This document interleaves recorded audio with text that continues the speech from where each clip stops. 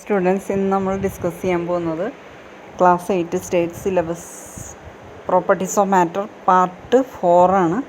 അടുത്ത പേജാണ് ഞാൻ പറയാൻ പോകുന്നത്. അപ്പോൾ we convert solid into liquid and subsequently liquid into gas. അതായത് നമ്മൾ സോളിഡിനെ ലിക്വിഡാക്കി, ലിക്വിഡിനെ ഗ്യാസാക്കി by supplying heat. For example ഐസിൻ്റെ കേസ് തന്നെ എടുത്താൽ മതി, നമ്മൾ മനസ്സിലോർക്കുക. അതായത് ഐസ് ഉരുക്കി വെള്ളമാക്കി, അപ്പോൾ ചൂടാക്കല്ലേ ഇത്, ചൂട് കിട്ടിയിട്ടാണ്, ചൂടാക്കണം എന്നില്ല, അതിൻ്റെ ചൂട് അന്തരീക്ഷത്തിൽ നിന്ന് തന്നെ കിട്ടിയിട്ട് അത് വെള്ളമായി മാറിക്കോളും ഐസ് പുറത്ത് വെച്ചാൽ. അപ്പോൾ ബൈ ഹീറ്റിംഗ് തന്നെയാണത്. പിന്നെ ലിക്വിഡ് ആണെങ്കിലോ ബൈ ഹീറ്റിംഗ്, അത് തിളപ്പിക്കണം. തിളപ്പിച്ച് കഴിഞ്ഞാൽ എന്താണ്, അത് ഗ്യാസായി മാറും, അല്ലേ, സ്റ്റീമായി മാറും അത്. അപ്പോൾ അത് ചൂട് കൊടുക്കണം നമ്മൾ. അപ്പോൾ എന്താണ് സംഭവിക്കുന്നത് നോക്കാം. Have higher energy than the other two states. Particles of solid are very close to each other. കണ്ട, സോളിഡിൻ്റെ പാർട്ടിക്കിൾസ് വളരെ ക്ലോസ് ടു ഈച്ച് അതർ ആയിരിക്കും. Their freedom of movement is limited. അവരെ ഫ്രീഡം ഓഫ് മൂവ്മെൻറ്റ് ഉണ്ടാവില്ല. അതായത് ഐസിൻ്റെ കേസാണെങ്കിൽ തന്നെ അതിൽ solid അല്ലേ, അപ്പോൾ അത് പാർട്ടിക്കിൾസ് അടുത്തടുത്തായിരിക്കും. നേരത്തെ ഞാൻ പറഞ്ഞ പിക്ചർ തന്നെ നിങ്ങൾ മനസ്സിലോർക്കുക. പിന്നെ ലിക്വിഡ് സ്റ്റേറ്റിലാണെങ്കിലോ particles are relatively farther apart, കുറച്ചും കൂടെ അകന്നിട്ടായിരിക്കും. And have more freedom. അകന്ന് പറയുമ്പോൾ എന്താണ്, കുറച്ചും കൂടെ ഫ്രീഡം കിട്ടിയവർക്ക് നിങ്ങളോട് നീങ്ങാൻ വേണ്ടിയിട്ട്. പിന്നെ ഗ്യാഷ്യസ് സ്റ്റേറ്റിലാണെങ്കിലോ നല്ല ഫ്രീഡമാണ്. Particles remain far away from one another. Freedom of movement is very high. അതായത് നമ്മളിപ്പോൾ കുട്ടികളെ പിടിച്ചു വയ്ക്കണ പോലെയാണ്, അല്ലേ. പാരൻസ് ഇങ്ങനെ നിർബന്ധിക്കും, എവിടെയും പോകാൻ പാടില്ല എന്ന് പറഞ്ഞ് നിർബന്ധിക്കുമ്പോൾ അവർക്ക് പോകാനുള്ള ടെൻഡൻസിയാണ്, അല്ലേ. അപ്പോൾ അവർ വേഗം വേഗം ഓടിപ്പോവും എന്ന് പറഞ്ഞ പോലെ ഇതിൽ ഫാർ അവേ ഫ്രം ഗ്യാഷ്യസ് സ്റ്റേറ്റിൽ എന്താണ്, നല്ല ഫ്രീഡമാണ്, ഓടി നടക്കാനുള്ള ഫ്രീഡം. അതായത് അട്രാക്ഷൻ കുറവായിരിക്കും ആ കേസിൽ. അപ്പോൾ freedom of movement is very high. ഏതിൽ, ഗ്യാഷ്യസ് സ്റ്റേറ്റിൽ. Difference in temperature. ഗ്യാഷ്യസ് എന്ന് പറഞ്ഞാൽ ഗ്യാസിൻ്റെ സ്റ്റേറ്റ്, അതിനാണ് ഗ്യാഷ്യസ് സ്റ്റേറ്റ് എന്ന് പറയുന്നത് കേട്ടോ. അപ്പോൾ difference in temperature causes change of state. ടെമ്പറേച്ചറിൻ്റെ ഡിഫറൻസാണ് ഇങ്ങനെ ചേഞ്ച് ഓഫ് സ്റ്റേറ്റ് ഉണ്ടാവാൻ കാരണം, അതാണ് ടെമ്പറേച്ചറിൻ്റെ വ്യത്യാസം. In all state when heat is provided. ഈ കേസുകളിലൊക്കെ നമ്മൾ ചൂട് കൊടുക്കുകയാണ് ചെയ്യണം. Energy and movement of particles increase while attraction among particle decreases. മനസ്സിലായില്ലേ. ഇനി സം സബ്സ്റ്റൻസ് വെൻ ഹീറ്റഡ്. ചില സാധനങ്ങൾ ചൂടാക്കുമ്പോൾ change directly into gas without forming liquid. ചിലത് നേരെ ഗ്യാസായി മാറും. ചില സാധനങ്ങളെ വെറുതെ അങ്ങനെ വെച്ചാൽ മതി, അതിനെ ചൂടാക്കൊന്നും വേണ്ട. അതായത് അന്തരീക്ഷത്തിൽ നിന്ന് തന്നെ ചൂടെടുത്തിട്ട് അത് അങ്ങനെ അലിഞ്ഞ് ഗ്യാസായി പോകും. അതിനെ നമ്മൾ പറയുന്നത് സബ്ലിമേഷൻ എന്ന് പറയും.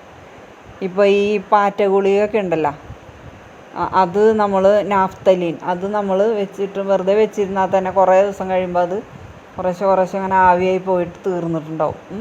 അപ്പോൾ ആ ഫിനോമിനെ നമ്മൾ സബ്ലിമേഷൻ എന്ന് പറയും കേട്ടോ. അപ്പോൾ സോളിഡ് കണ്ടോ നോക്കിയേ, സോളിഡിനെ ചൂടാക്കി കഴിയുമ്പോൾ ലിക്വിഫാക്ഷൻ, ചൂടാക്കി കഴിയുമ്പോൾ നമുക്ക് ലിക്വിഡായി മാറും. ചൂട് കിട്ടിയിട്ട് ലിക്വിഡായി മാറും. ഐസിൻ്റെ കേസ് എടുത്താൽ മതി.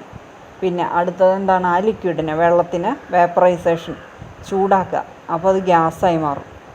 അപ്പോൾ ആ കേസ് അവിടെ നിൽക്കട്ടെ. പിന്നെ സോളിഡ് വെറുതെ ഇങ്ങനെ ലിക്വിഡ് അതിന് തണുപ്പിക്കുമ്പോൾ അപ്പോൾ എന്താണ്, സോളിഡിഫിക്കേഷൻ ആവും. അപ്പോൾ ഓരോ സാധനങ്ങൾക്കും ഓരോ പേരാണ് കേട്ടോ. സോളിഡിഫിക്കേഷൻ എന്ന് പറഞ്ഞാൽ സോളിഡ് ആവുകയാണ്.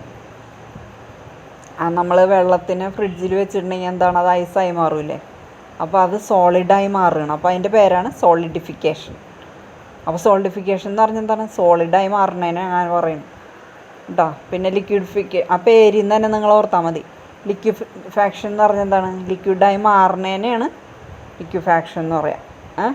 അതേപോലെ വേപ്പറായി മാറുന്നതിന് എന്താണ്, വേപ്പറൈസേഷൻ എന്ന് പറയും. പിന്നെ ഗ്യാസ് ഇങ്ങനെ തണുത്ത് കണ്ടൻസ് ചെയ്ത് അപ്പോൾ ലിക്വിഡായി മാറൂലേ ഗ്യാസ്. അതായത് നമ്മളിപ്പോൾ ഒരു പ്ലേറ്റ്, ഈ ആവി വരുന്നതിൻ്റെ മുകളിലൊരു പ്ലേറ്റ് പിടിക്കുകയാണെങ്കിൽ അത് കണ്ടൻസ് ചെയ്യും, എന്നിട്ട് ലിക്വിഡായിട്ട് ആ പ്ലേറ്റിൻ്റെ അവിടെയൊക്കെ പറ്റിപ്പിടിച്ചിരിക്കും. അപ്പോൾ അതിൻ്റെ ഓരോരോ പേരുകൾ പഠിക്കണം കേട്ടോ. പിന്നെ ഗ്യാസ് തന്നെ സോളിഡിഫിക്കേഷൻ ചെയ്താലേ സോളിഡാവും ഗ്യാസ് തന്നെ. പിന്നെ സബ്ലിമേഷൻ ചെയ്താൽ, അല്ലെ, സോളിഡിനെ സബ്ലിമേഷൻ ചെയ്താൽ അത് വെറുതെ ഇങ്ങനെ വെച്ചിരുന്നാൽ ആവിയായി പോണതിനാണ് ഈ സബ്ലിമേഷൻ എന്ന് പറയാം കേട്ടോ. When the vapours of the substance are cooled they change directly in solid. Naphthalene ഞാനിപ്പോൾ പറഞ്ഞില്ലേ, naphthalene and iodine are examples of such of substance. അതായത് വെറുതെ വെച്ചിരുന്നാൽ തന്നെ അത് ആവിയായി ഇങ്ങനെ പോവും, നാഫ്തലീനും അയഡിനൊക്കെ. അപ്പോൾ ഇതിൽ പറയണം and solid changes into liquid. അതൊക്കെ നിങ്ങൾ അതാത് സ്ഥലത്ത് ഈ ടേബിൾ മുഴുവൻ കംപ്ലീറ്റ് ചെയ്യണം കേട്ടോ. അട്രാക്ഷൻ ബിറ്റ്വീൻ എനർജി ഓഫ് എല്ലാതുകൾ കംപ്ലീറ്റ് ചെയ്യണം. ഇനി അടുത്തത് diffusion of substance in different state.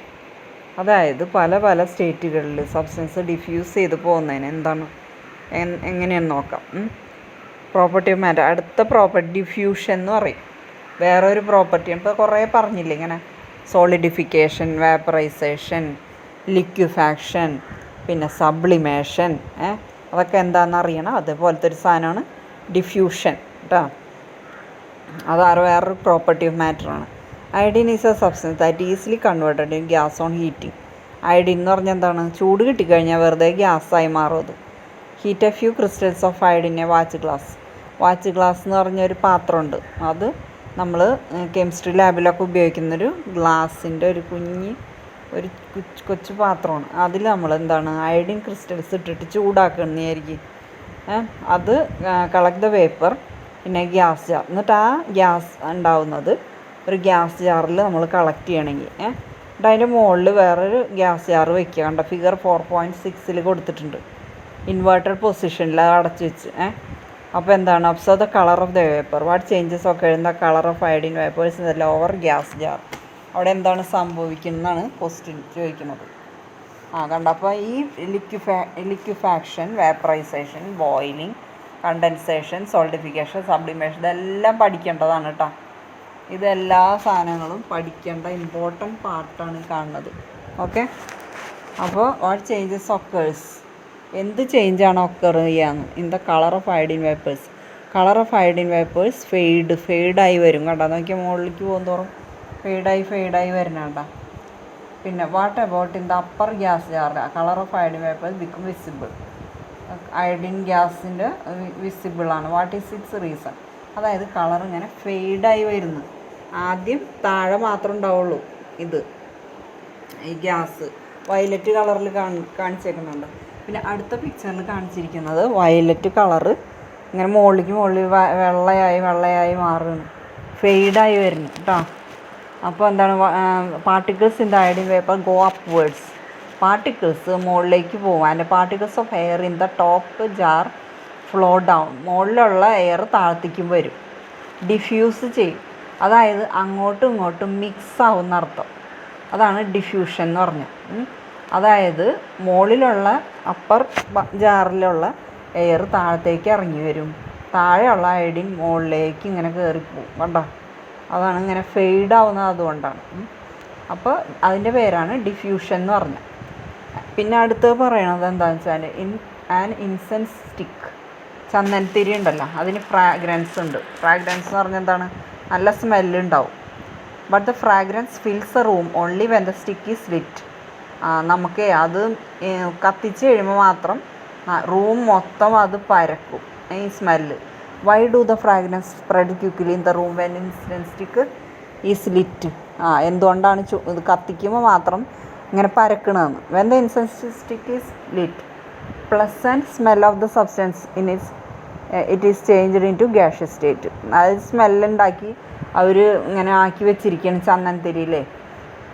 അപ്പോൾ ഒരു സ്മെല്ല് അതിൽ മിക്സ് ചെയ്തിട്ടുള്ള ഒരു സബ്സ്റ്റൻസ് കൊണ്ടാണ് ചന്ദനത്തിരി ഉണ്ടാക്കിയിട്ടുള്ളത്. അപ്പോൾ അതെന്താണ്? കത്തിക്കുമ്പോൾ അതിൽ നിന്ന് ഗ്യാഷ്യസ് സ്റ്റേറ്റിലേക്ക് മാറുകയാണ് ഇതിൻ്റെ അത്. അപ്പോൾ വേപ്പറായി മാറും.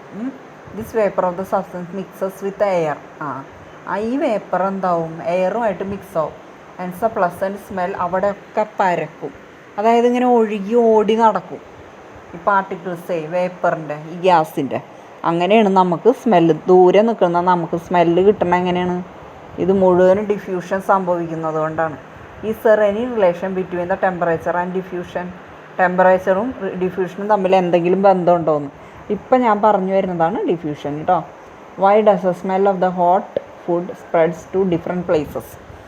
ചില സമയത്ത് അപ്പുറത്തെ വീട്ടിൽ ഉണ്ടാക്കണ ചിക്കൻ കറിയുടെ മണമൊക്കെ നമുക്ക് വരില്ലേ ഇല്ലേ, നമുക്കപ്പോൾ കൊതിയാവും അല്ലേ. ആ സ്മെല്ല് നമുക്ക് പച്ചക്കറി വയ്ക്കുമ്പോൾ അത്ര വരില്ല അല്ലേ. അതായത് ഈ കറിയിലെ മസാലയൊക്കെ ഇടുമല്ലോ, അപ്പോൾ നല്ല സ്പൈസാണ്, സ്പൈസി ആയിരിക്കും. അപ്പോൾ ഈ മസാലയുടെയൊക്കെ സ്മെല്ലുണ്ടാവും. അങ്ങനത്തെ ഒരു സാധനമാണ്, സബ്സ്റ്റൻസാണ് ഈ മസാല എന്ന് പറഞ്ഞത്. അപ്പോൾ അതിങ്ങനെ സ്മെല്ല് സ്പ്രെഡാവും, ഡിഫ്യൂഷൻ സംഭവിക്കും.